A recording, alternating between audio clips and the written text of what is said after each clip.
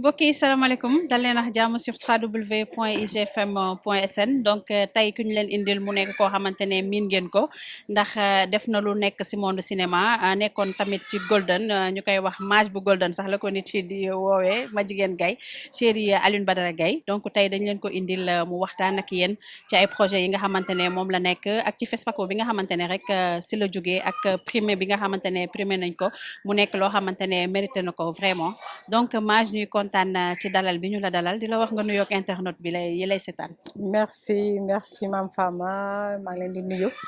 maa leen di sant waa internet yi c'est toujours un plaisir d'être invité ci ce plateau donc maa ngi leen di nuyu te di wax leen ne vraiment kontaan naa trop ni ma fi nekkee fii ci plateau bi. D'accord donc ñu primé la ci Sotigui d'honneur 2021 lan la def. Fouf surprise kañ. dañu ma bett parce que daf ma Appeline Traoré daf ma sama réalisatrice ci Mouniaye Rama ak Frontière daf ma invité woon pour ne ma bon voilà il faut que ma est-ce que disponible naa pour 3 jours ma ne ko 3 jours yooyu de sama anniversaire la doo ma fi bouger loo donc ma mujjee dem mais pour man dama doon dem pour peut-être def un discours surtout que thème bi c'était la condition des acteurs contrat yeeg relation yi entre acteurs et producteurs et tout ça. Donc, bi ma invité, je me suis dit, bon, comme c'est un sujet d'actualité, naa ci dem et puis bon, voilà, ce sera certainement pour faire un speech wala remettre peut-être un prix à quelqu'un, remettre dem si podium bi jox prix, donc ma dem. Et puis après, en milieu de soirée, mu jóg def discours, remercier ñeneen ñi nga xam ne honoré nañ la woon avant man, Joséphine Zambo, maa ngi profité di ko nuyu, ak ñeneen. Et puis là nag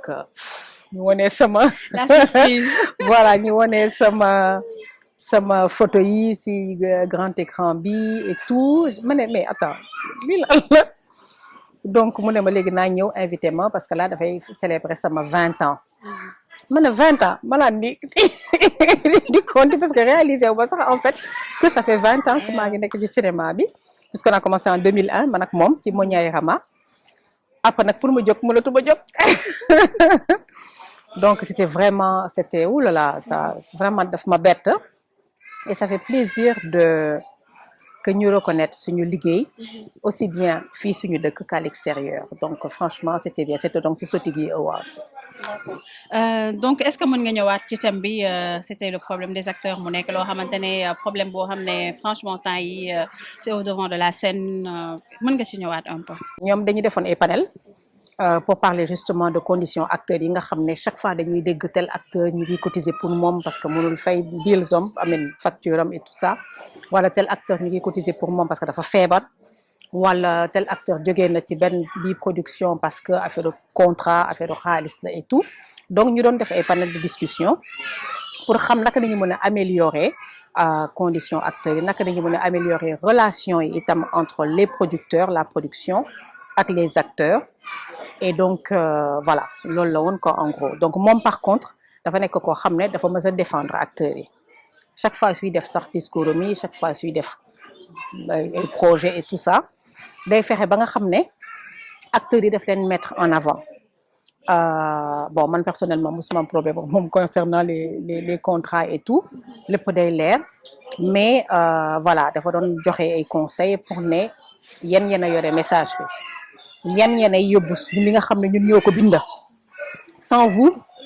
du am film du am série du am feuilleton du am lii ak lii donc il faut vraiment que ngeen xam seen valeur donc vraiment mettre en valeur d'abord les acteurs après expliquer tamit naka nañuy war a def ba nga xam ne suñuy recevoir ay contrat dañ ko war a lire dañ ko war a étudier et tout ak aussi li nga xam ne moom lañuy accepter ak lu ñu dul accepter notamment joxe na exemple ñi nga xam ne dañuy yàq seen der pour yenn rôle yi ñu naan est-ce que c'est la faute de qui est-ce que c'est la faute de l'acteur bi nga xam ne moo ko accepté jouer ou bien c'est la faute du réalisateur mais su fekkee ne acteur bi nanguloon jouer loolu film bu mel noonu du am. Exactement donc est-ce que mën nga ñëwaat un peu ci li FESPACO bi parce que dem nga fa xam nga lan moo fa xew nga ñëwaat un peu ci festival bi. alors FESPACO bi dañ ma invité woon man chaque année damay dem. chaque année damay dem la seule fois bi nga xam ne demoon naa parce que dañu amoon film mooy sama film bi son c'était Frontière moo ubbi woon d'ailleurs sax déjà le FESPACO à l'époque après ma demaat tous les ans man je suis vraiment juste invité d'honneur pour donc remettre des prix pour faire des discours pour participer tamit ci panel yi at bi nag y en a pas eu beaucoup invités yi barewuñu woon d'abord à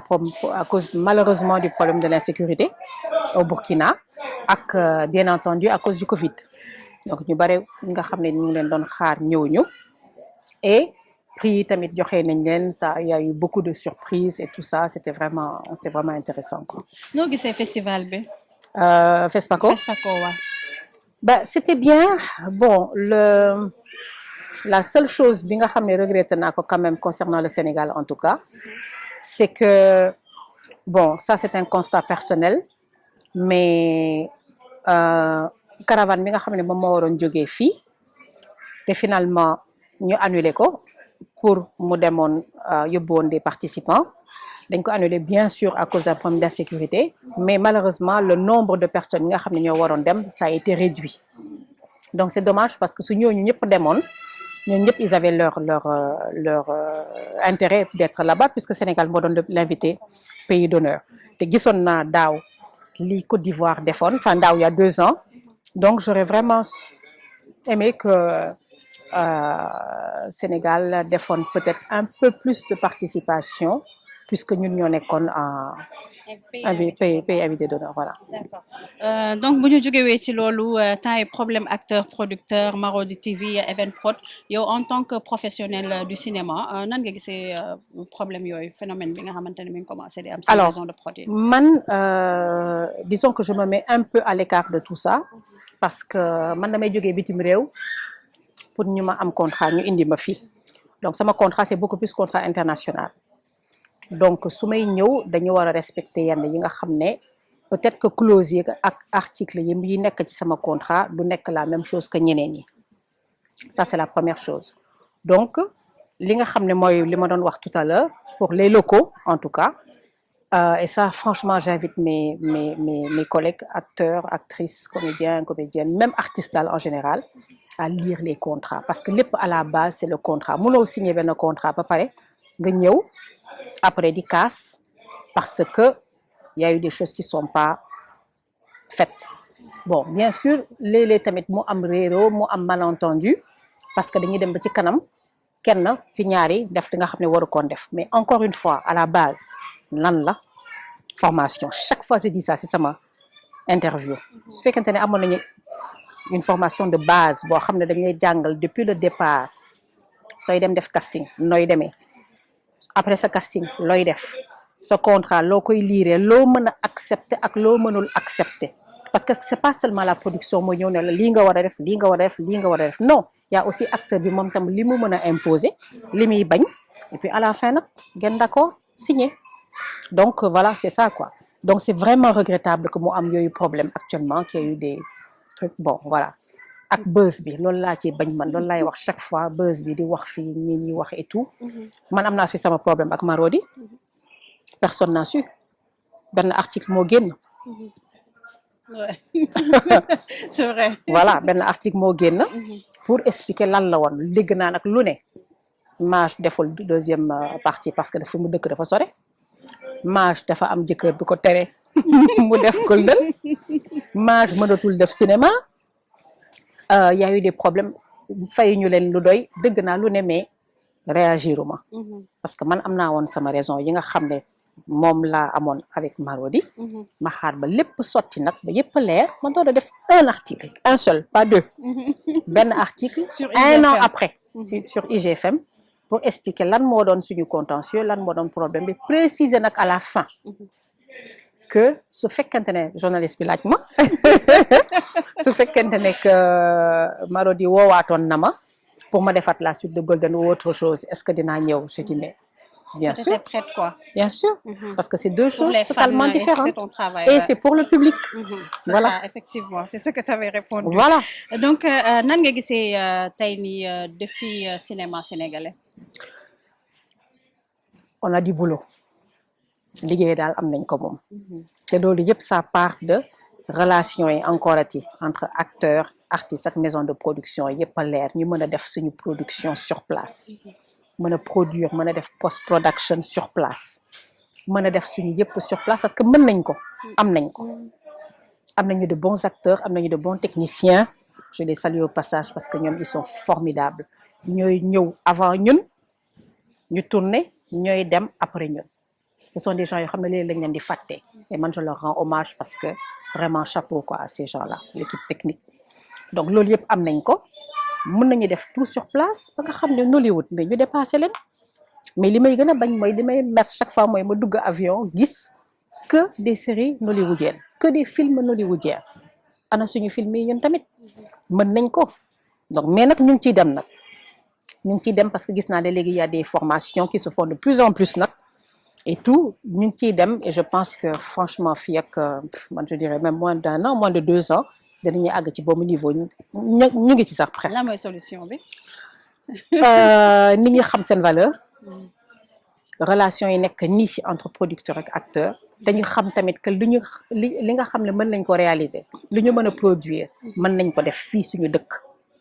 ba nga xam ne produit bi day baax ba nga xam ne ñun ñooy dem léegi pour jaayi ji suñu produit à l'extérieur au lieu que chaque fois nit ñi di jógee bitim réew di ñëw di def yoo xam ne film yi seen bopp sax du génn Sénégal sénégalais lambda du am sax occasion opportunité seetaan ko c'est pas normal. C'est vrai est-ce que tey am na ay acteurs yoo xamante ne seen ay potentiel séduire nañ la ñu génn si lot bi nga xamante ne c'est des vrais acteurs des professionnels. Ah bah moi je parle de ma famille hein. Bah la famille Gaye famille Albat Gaye. Ah bah ouais Albat moom man chaque fois je lui dis Albat dafa na yore benn look boo xam ne d'abord c'est unique. Ouais. Chaque fois ma wax ko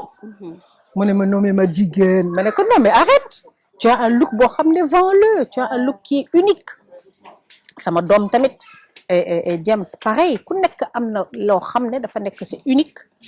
mais ñu ngi ñëw Sénégal di liggéey si fii foog ñu motiver ñu ñun tamit nag pour ñu toog c'est ça. D'accord yow wax Marodi comme ni nga ko waxee sànq xaw nga ko brosser tuuti que amoon ngeen un problème léegi ngeen am jàmm comment ça s'est passé. Ça s'est bien passé gis naa benn photo boo xam ne gaaw lañ ko posté online. sur les réseaux def bi ma ko gisee man dugg ko sax ci avion bi ñu génn comme ne ah bon ok donc daje nañu FESPACO et tout ça et liggéey na ak ñoom bi ñu demee waree nekk ci standu Marodi ma dem fa c'était tout à fait normal puisque suñu série c'est une série de Marodi donc il fallait être là-bas j'y étais ñu jël photo yi avec les fans qui étaient là laajte tout et tout c'est là ñëw nekk wax ma su ma nit ñi laajee quand est-ce parce que ça va être la question c'est la question première su ma nit ñi laajee waa Golden fu mu toll tout et tout qu'est-ce qu'il faut que je dise parce que duñ la koy laaj yow du yow yaa nekk au devant man la ñuy laaj donc qu'est-ce qu'il faut dire mu ne ma non c'est bon c'est en écriture ma ne ko c'est sûr mu ne ma waaw mu ne ma c'est en écriture et de dire aux gens que Golden sera projeté ñu ngi koy projeté daal su neexee yàlla l'an prochain 2022. donc mën nañu wax ne que problème yëpp mi ngi seen ginnaaw léegi. mais oui encore une fois c'est deux choses différentes li ñu amoon réglé nañ ko au niveau de la justice c'est en cours donc mënuma ci wax trop parce que c'est au niveau de justice mais li nga xam ne moom moo ñu mës a boole mooy liggéey mooy contrat. moom en tant que producteur man en tant que actrice ça continue de se faire la preuve actuellement ni maa ngi liggéey ci benn projet maa ngi ci benn contrat bu bees ak moom ça s'appelle Emprise de toute façon titre bi génn na ba pare donc je peux le dire et donc ñu ngi ci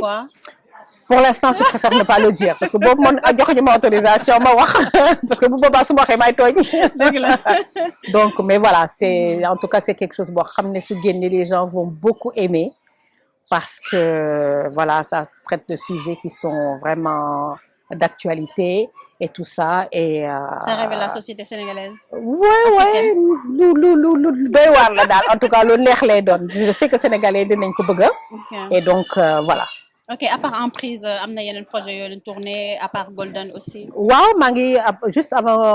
Emprise ou presque en même temps maa ngi yoon terminé benn projet avec ak Canal.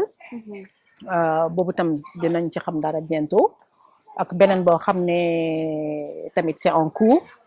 donc projet daal mi ngi ñëw c'est vrai que tamit ñu bari dañ doon hésiter parce que avec Covid bi amuñu woon autorisation de tournage donc nit ñi tamit bëgguñu woon bien que les projets étaient là tout est écrit casting yi c'était fait mënuñu woon commencer parce que autorisation yi génnul woon maintenant ça se fait Dieu merci Covid bi Dieu merci mi ngi wàññeeku bu baax a baax a baax ñu ngi ñaan yàlla tout puissant qu'il disparaisse ba mu jeex et à ce moment-là on pourra reprendre une vie normale parce que métti na torop et dans tous les secteurs ont été affectés quoi tous les secteurs donc les choses reprennent nank-nank. ok donc nga affecté si sa décesseur bi nga xamante ni sa xarit la woon et tout nekkatu fi lan la lay def. Ben c'est pour ça justement sama prix bi ma am nii à Ouaga au Sotigi moom laa ko déjee parce que dafa nekkoon koo xam ne déjà Golden mu ngi ko doon xaar et là malheureusement il est parti elle pourra pas voir la deuxième partie mais dafa nekk koo xam ne dafa bëggoon les séries dafa bëggoon tout ce qui est sénégalais africain et tout ça et donc feebar bu gaaw a gaaw qui m'a obligé à partir man ak sama famille rapidement foofu en Belgique et en moins d'une semaine mu dem moo nekkoon ko toppoon juste après man on avait 7 ans de différence donc nit ñi bi ñu gisee photom sax dañu yaakaaroon ne man la parce que dañu nuru on se ressemble énormément sauf que moom c'est la plus calme douce comme tout calme douce et man moom voilà donc elle son turam c'est Aminata Christiane ñu ko doon wooye bébé Mbaye et donc je lui rends hommage ici quoi. Ban anecdote ngeen dund vous avez vécu ensemble. Ouf, il y en a eu énormément sauf les dernières années parce que est-ce qu'on peut truquer parce que d'accord.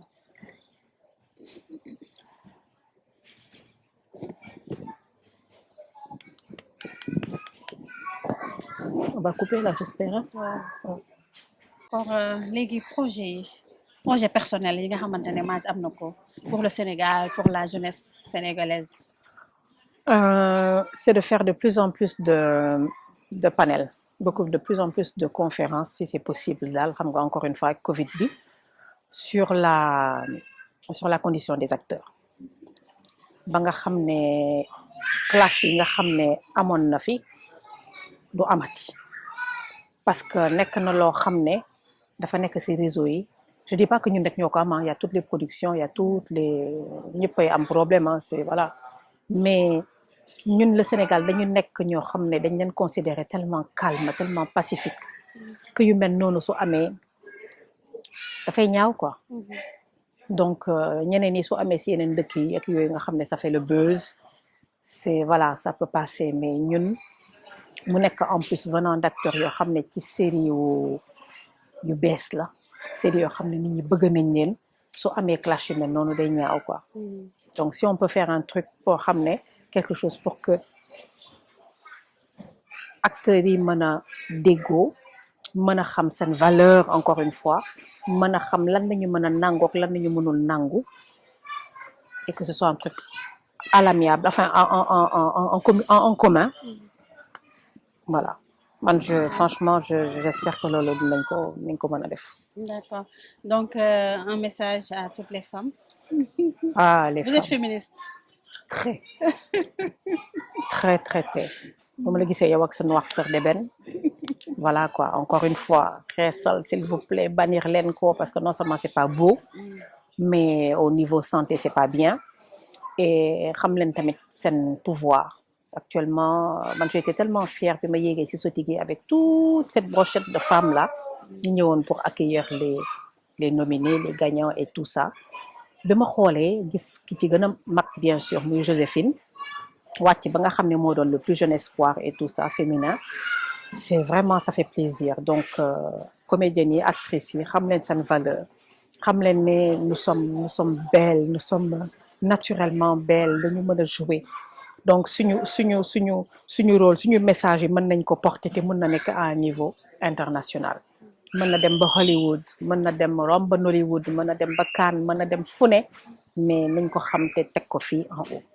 te xam ne am na yu bare yem tamit yoo xam ne waruñu ko nangu duma dem ba def ndak yëfu ma jigéen naan ko bëgguma polygamie et tout ça mais même loolu su amee am na luñ ko mën a defee ba nga xam ne ak suñu sutura ak suñu façon de faire ak suñu contre la polygamie. man d'abord je suis chrétienne donc je suis pas trop vous avez un concernée mari sénégalais. Euh, je suis yow moom j'adore tes questions yow moom parce que da ngay tu as l'art de les poser nii rek ah j'adore comme elle fait donc je disais donc je suis pas contre parce que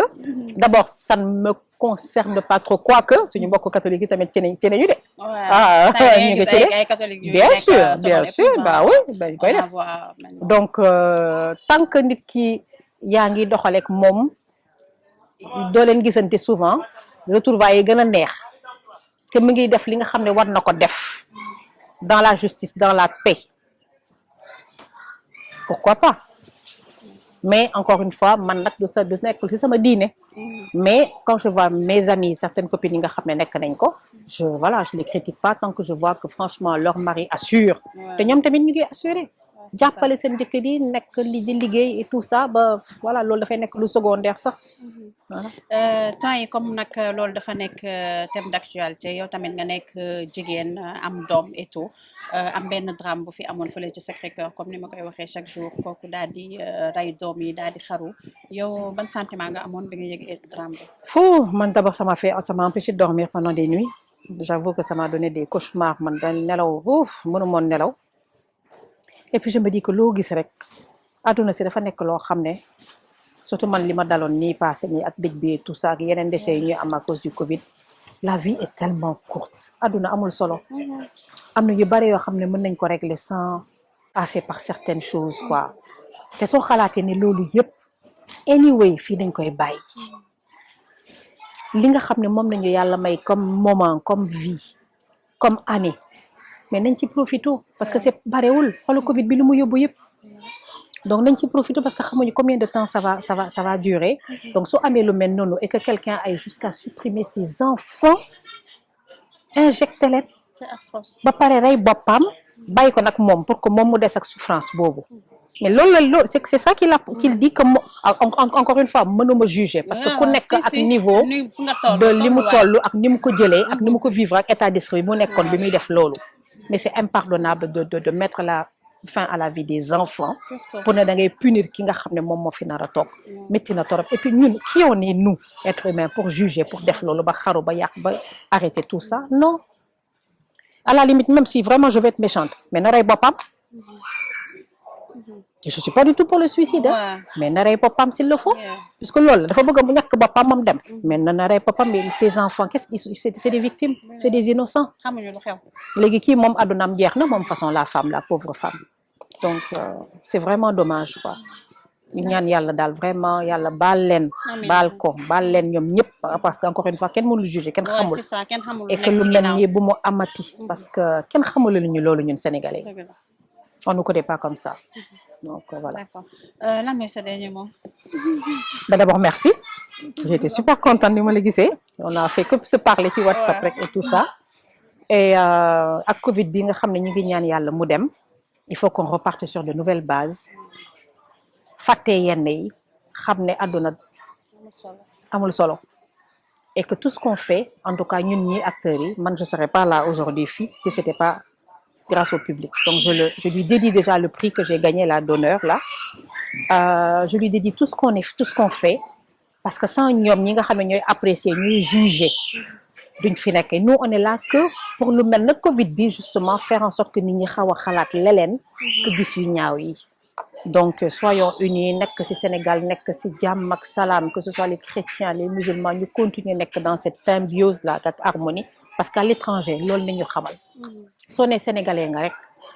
les gens sont fiers et ils sont parce qu'ils savent que ñun jàmm moo fi nekk donc je touche du bois no continuer inchallah voilà